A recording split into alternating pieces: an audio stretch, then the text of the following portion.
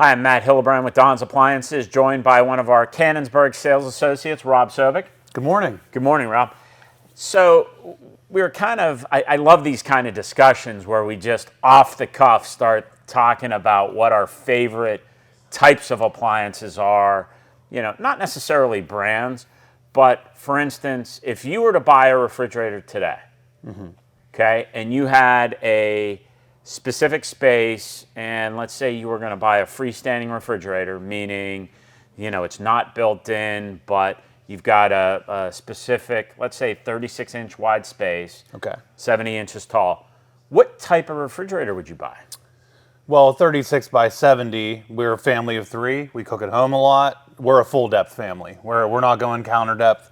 Wait, what do you mean by full depth? So a lot of people may, right. no worries. Yeah. So just go ahead and just explain what that is. When a customer walks in and say their fridge is standard, generally that's going to equate to full depth, meaning to the edges of the doors of the refrigerator, you're roughly between 33 and 36 inches deep, depending on the brand. Yep. A counter depth, it actually is a cabinet depth refrigerator, is referring to the case of the refrigerator. And it's only a 24-inch case to go in a 24-inch cabinet. So only the doors stand proud of the cabinet in that scenario. Yeah, so for the folks at home that are listening, so just to kind of visualize, you see a lot of the side of the refrigerator beyond your cabinetry or beyond your opening on a Correct. standard depth. And a cabinet depth, you only see, let's say, just a fraction of the cabinet of the refrigerator, but you mostly see the side of the doors. Right, and the case is not the pretty stainless steel or matte black or matte white that you're buying. It is like a monochromatic gray, white, or black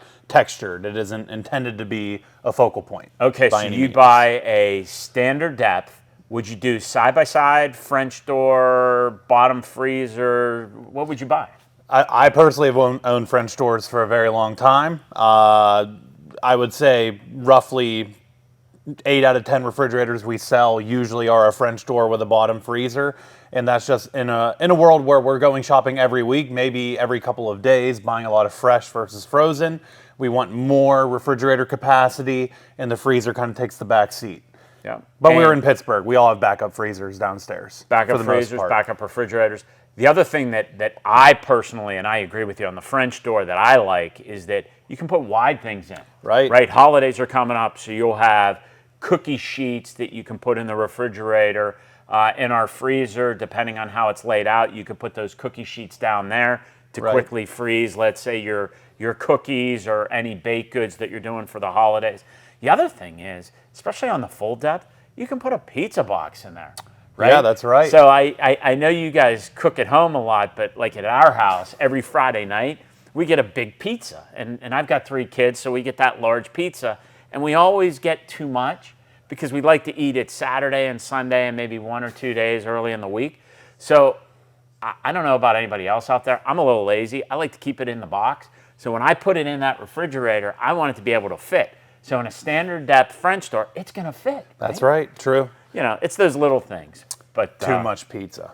Yeah, right. Come on. Too much pizza.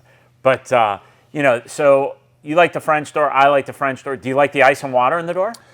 Me personally, that's what I've always purchased. However, I moved over to an under-the-sink filter that I added to my kitchen faucet. So now I get 2.5 gallons a minute of drinking water instead of standing in that fridge wasting my life away. So I'll never buy one with a dispenser again, personally. And the other thing that I like about the separate filter is that it's a better filtration system. 100%. It's better. But the other thing is, we never, at our house, my kids are older now, but when they were little, I never, ever, ever wanted a dispenser because there would be water all over the floor. All over the floor. I'd have ice all over the floor. I'd have water all over the floor. And the only reason why I knew that, we were on vacation one time and we had a dispenser. Oh my gosh. They went to town. They went to town and I was like, never, ever. So we never had that. We always had the water on the sink and it was always contained. So great point on that. Moving to what type of agitator, what type of washer would you buy? There you go. Excuse me. Don't narrow it down like that. I know. What type of washer would I buy? Personally, I prefer front load just for the cleanability. But I would say in this market, we sell a lot more top load. We have a lot more people walking in and wanting top load, but a big question that always comes up is, should I get impeller or should I get agitator? Do you have any opinions on that at all? And what an impeller is it's a very low, it's a mini agitator that only sticks up a few inches off of the bottom of the machine, and it's in the center, whereas the agitator is the post that comes up off of the center of the machine, and it rolls the clothes from top to bottom, so it creates a much better wash system. So if you're kind of going back and forth between which one to buy, what's the best solution? I believe Whirlpool launched their 2-in-1 top-load washing machine last year, and it's been very popular. The agitator ships inside the unit, but it's a simple click of the button. You lift it up and out, and it becomes an impeller machine. So you lose people are worried about losing space with an agitator, and then people are worried about performance when it comes to an impeller, depending on what kind of load they're doing. So they get the best of both worlds in one machine that is really a very opening level price point. Yeah, and it takes that buying decision, right? It takes, do I get a top load washer with an agitator? Do I get it without? It takes that whole discussion out because you get the best of both worlds. Right. And what's cool is Whirlpool is going to be launching that throughout their whole lineup next year. So right now there's very few models. I think there's only one Whirlpool, two Whirlpool models. There may be one or two Maytag models. I think the pet care model, which is actually a really cool washing machine, by the way. The pet care washer top load from Maytag, which is a Whirlpool company.